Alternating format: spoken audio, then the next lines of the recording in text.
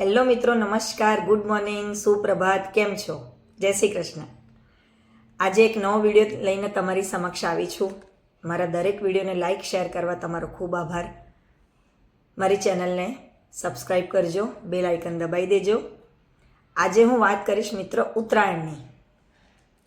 ઉત્તરાયણ પતંગ, દોરા, હર્ષો ઉલ્લાસનો તહેવાર. દરેક ભારતીયને પ્રિય એવો કાઇટ ફેસ્ટિવલ. આજે હું એના મૂળ તત્વથી વાત કરીશ મિત્રો.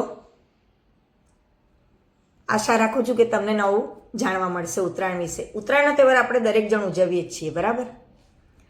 હવે એવું કહેવાય છે કે પતંગની શોધ કોણે કરી હતી? પતંગની શોધ એક ગ્રીક વૈજ્ઞાનિક હતો, એમણે કરી હતી. મકર સંક્રાંતિનો તહેવાર ભલે એકલા ભારતીય લોકો ઉજવે, ભારતમાં જ ઉજવાય છે એવું નથી, પરંતુ જ્યાં સુધી પતંગ ચગાવવાના આનંદનો સવાલ છે, હવે એમાં આપણે એકલા નથી રહ્યા.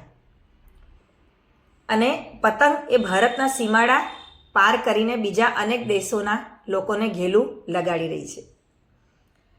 ફ્રાન્સના બર્ક સરમેર ખાતેનો બીચ છે એક.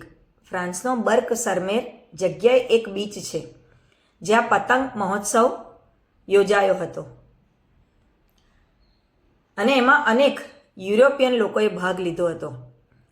એમાં ગોકળગાય, ગરોળી, રીંછ, ઓક્ટોપસ, માછલી એવા જાતના મોટા કદવાળા આકાર અને રંગ, જાતની ડિઝાઇન, એનાથી બનાવેલી પતંગોને કારણે ત્યાં આકાશ ભરાઈ ગયું હતું.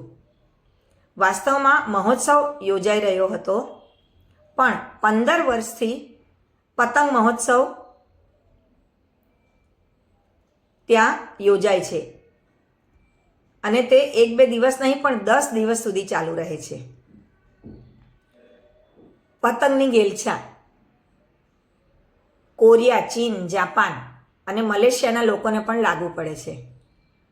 પતંગ ચગાવવાની મજા માણવામાં પણ આપણા અન્ય દેશોના લોકો વચ્ચે ઘણા વિરોધાભાસ જોવા મળી રહ્યા છે. આપણે પેચ લડાવવામાં અને એકબીજાને પતંગ કાપવામાં આનંદ મેળવીએ છીએ, જ્યારે બીજા દેશના લોકો એમની વિવિધ રંગરૂપને એક્સક્લુઝિવ પતંગોનું પ્રદર્શન કરવામાં આનંદ માણે છે.